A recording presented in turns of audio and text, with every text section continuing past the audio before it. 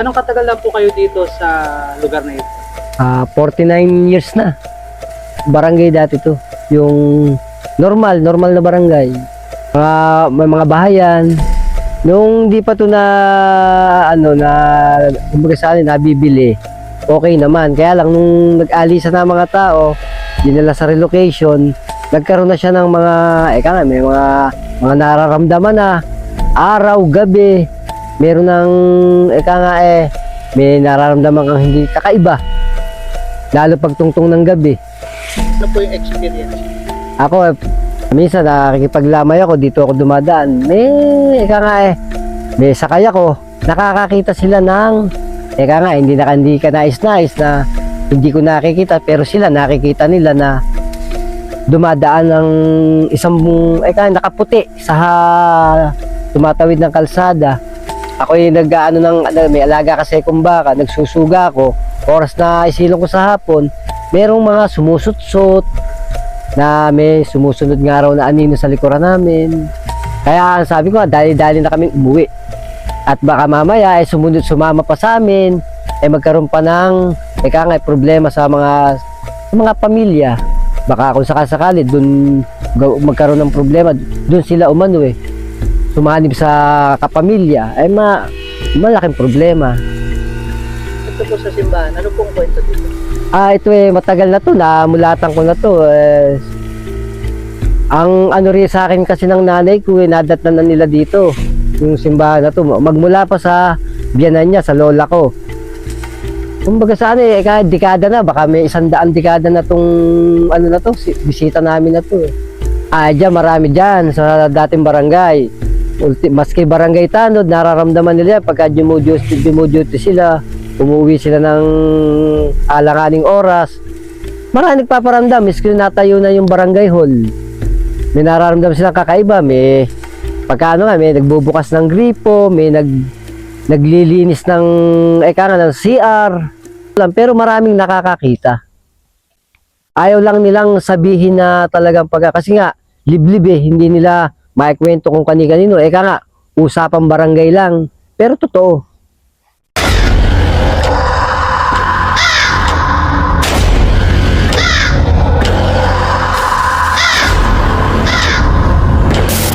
At yun na nga guys, nandito na naman tayo sa panibagong eksplorasyon. Yan, samahan nyo ako at libutin natin tong lugar na to dito sa Bulacan. Yan, ito muna ang ating explorin, isang abandonadong bahay.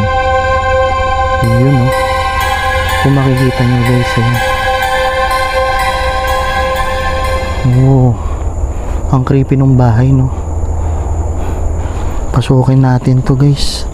Kaso nga lang masukal, ingat-ingat lang sa sukal. Masukal Tsaka yung lugar na to guys, puro tala-talahib na. Yan. Meron pa ata doon. Meron pa doon malaking bahay. Ito yung entrance guys. Tingnan nyo naman wala tayong kasama dyan guys. Tayo lang mag-isa ngayon. Papasukin ko to. Mamaya gagawa tayo ng paranormal investigation. Subukan natin mag-ouija.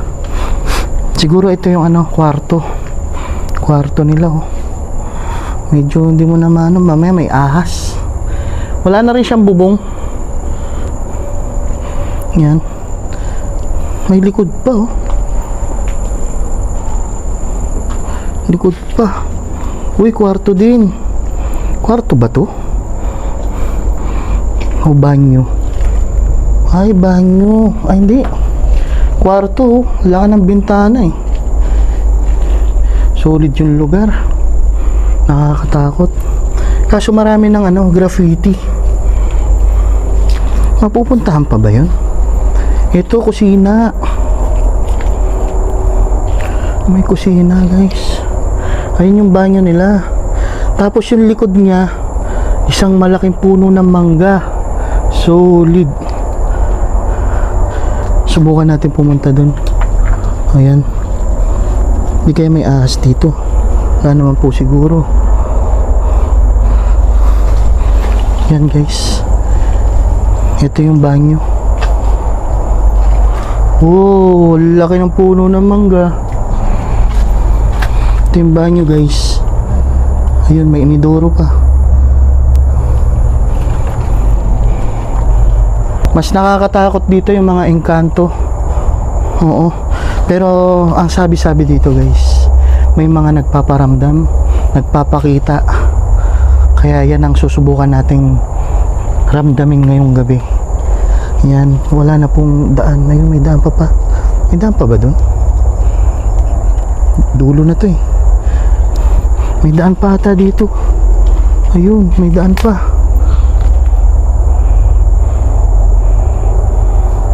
May daan pa dito guys oh. Nakatakot. Ito parang banyo din oh. Tignan nyo yung ano, tignan nyo yung nilalakaran ko. Oh, ewan ko ba't pinapasok ko to. Nakakatakot dito ha. Tao dyan?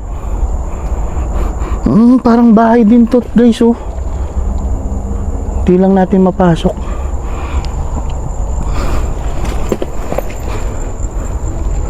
Yan. Ito sira-sira na talaga. Wala na. Kahit bubong wala na. Ito. Uy, ano yun? May pinto dun. Ito na yung pinakagilid niya guys.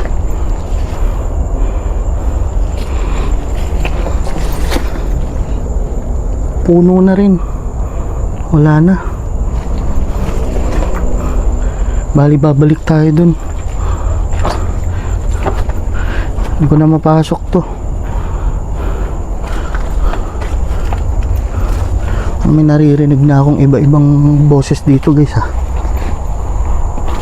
Tabi-tabi po. Ang creepy dito. Creepy masyado. Yun oh.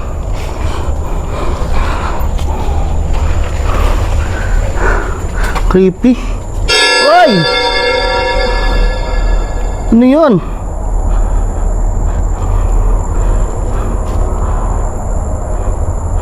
Tao dyan? Gagi. Naban ako dun ah. Parang may dumaan dito eh. Nakakatakot yung ano. Nakakatakot yung bahay na to. Pero mamaya guys, pupuntahan pa natin ang abandonadong simbahan. Tara, labas na tayo. Diretso na tayo dun. Grabe yung lugar oh. Nakakatakot.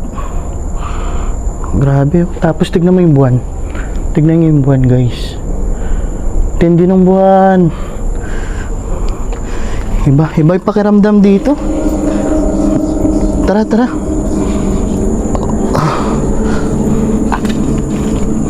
Punta na tayo dun.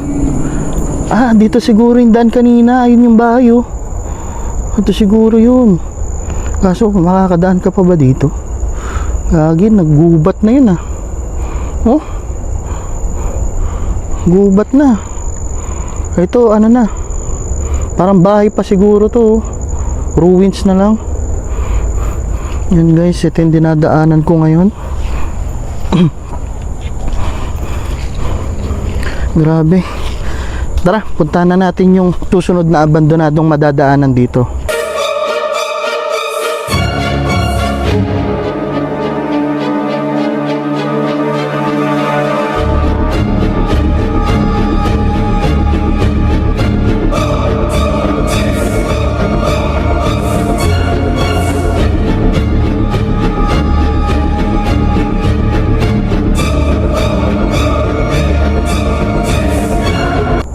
Yan guys, papasok na tayo dito. Ito daw guys ay dating eskwelahan. Yan. Maliit lang siya kasi sa ano lang naman sa barangay. Maliit na eskwelahan. Tapos ginawa siyang Ginawa na daw siyang skateboard. Alam mo yun? Yung mga naglalaro ng skateboard. Ayan, oh. Diba? Grabe, no? Ito siguro, ano, yung pader nila siguro dati to. Ayan, oh. Oh. Oh, meron pang ano dito, railings. Ito. Nasa gitna siya ng ano, no? Ng mga talahib. Yan. Dati daw tong school. Siguro nilagay na lang siguro ito. Nilagay na lang siguro itong ano na to. Oh. Makikita pa dito yung laki ng mga puno, oh. Grabe. Ito, ano to? Kasama, ito yung pader. Banyo siguro to. Yan, guys. Oh, diba? Ang creepy, no? Yan, guys, don't forget to like, share, and subscribe para marami pa tayong explore na mapupuntahan. Yan. Huwag nyo rin kakalimutang manood at mag-iwan ng bakas dyan. Mag-comment kayo, guys. Yun, no? Grabe dito. Ngayon, guys, papunta na tayo na simbahan. Sa simbahan, doon tayo gagawa ng paranormal investigation. Tara, guys, samahan nyo ko.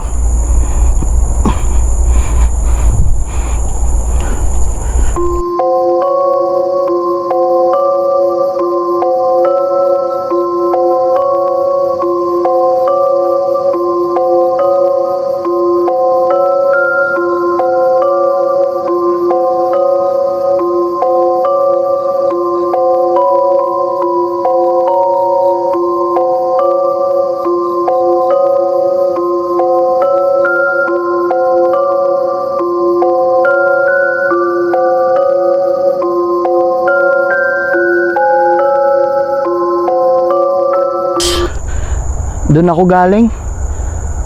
Doon sa madilim na yon. Ngayon papunta na tayo na simbahan. Ito, nasa harap ko na siya. Ito siya, guys, oh. Medyo ang creepy niya. Itong simbahan na to, matagal na po siyang ganyan. Abandon na. Wala na po siyang bubong sa loob. Tara, pasukin na natin. Oh. Yung mga halaman tumubo na sa ano, oh. Wow, creepy nito, guys.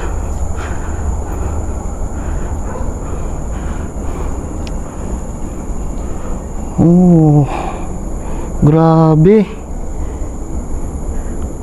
Solid dito.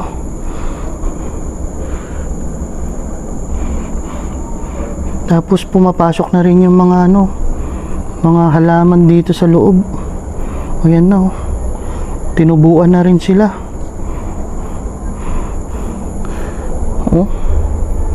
Siguro ito may mga bakal-bakal pa to. No? Yung mga bintana. Ito na to, pinto. Ayan, oh. Ito tsaka ito. Dalawa sila, eh.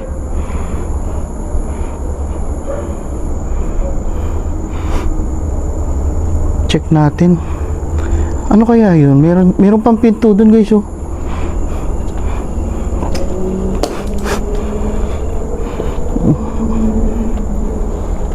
Uy, di na pala mapapasok to, guys. Medyo delikado na. May kama pa dito. Oh, wala na. Di na tayo makakapunta ron dahil merong nakaharang. Uy, may pinto dito. Ano yan? Parang pinaglagyan ng mga gamit. Ito yung altar nila, guys. Yan. Ito yung altar. Tapos ito yung ano, kung saan nilalagay yung mga santo. Yan, oh.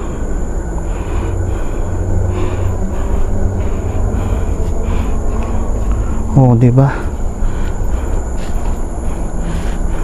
Ito yung lugar, nakakatakot. Solid. Tatawagin ko ang ating mga kasama. Nagsama tayo ng isang paranormal expert at gagawa tayo ng isang investigation. Samahan nyo kami at alamin kung meron pa bang mga naninirahan o may mga elemento dito, guys. Tawagin na natin sila. Nga pala kami sa abandonadong simbahan dito sa isang lugar sa Bulacan kung saan mag-iimbestiga kami gamit ang Ouija board. At ngayon naman yung paranormal investigation, makipag-communicate tayo sa mga entities na nandito at yun nga para malaman natin kung ano bang kababalaghan o misteryo ang bumabalot dito sa abandonado simbahan na to.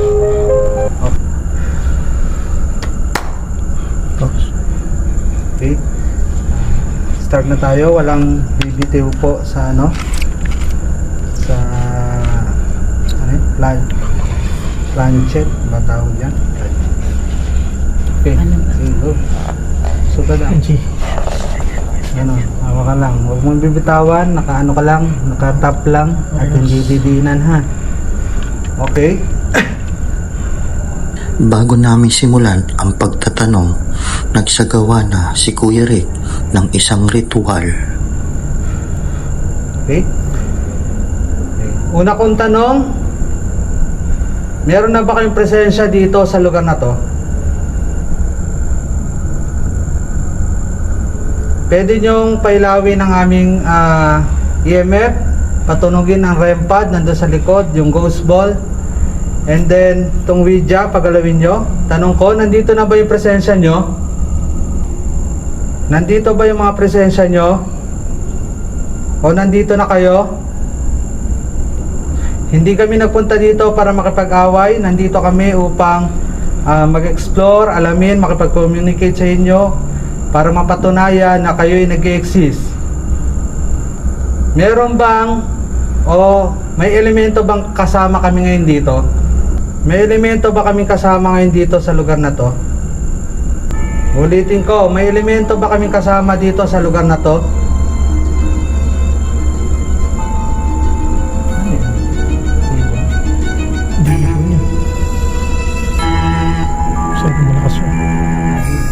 Meron bang mga kaluluwang ligaw na nandito ngayon? May mga kaluluwa bang nandito ngayon na hindi matahimik? Eric, pakitanong kung ano, nandito yung pare. Nandito ba yung pare? Meron bang pareng nandito? Sumagot kayo gamit ang aming mga equipment. May ghost ball kami, pailawin nyo. EMF, pailawin nyo rin po. And may REM pad kami, patunugin. Ulitin ko po tanong, nandito po ba yung pare? O meron po ba ditong pare? Galit ba kayo nandito kami? Galit ba kayo nandito kami? Inuulit ko, galit ba kayo sa amin nandito kami sa inyong lugar? Hindi kami nandito para makipag-away. Nandito po kami to explore, to know na nag-exist kayo, na nandiyan kayo at makita ng mga viewers na totoong nandiyan kayo.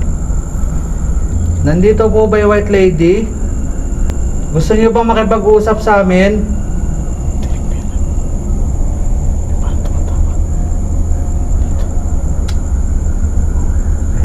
May kasama na ba kami ngayon dito?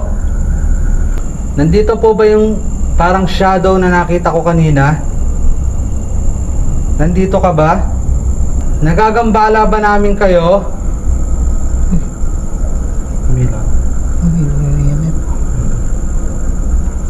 Ayun na. Nandiyan na. Nagagambala po ba namin kayo? Labutan ako. Okay, patunugin niyo po yung aming REM pad. Pailawin yung ghost ball tsaka EMF namin. Gusto niyo ba makipag-usap sa amin? Makipag-communicate sa amin? Marami ba kayo ngayon dito? Puro kilabot lang. Sagutin nyo po gamit ang Ouija board EMF. Okay. Galit po ba kayo sa amin na nandito ngayon to explore?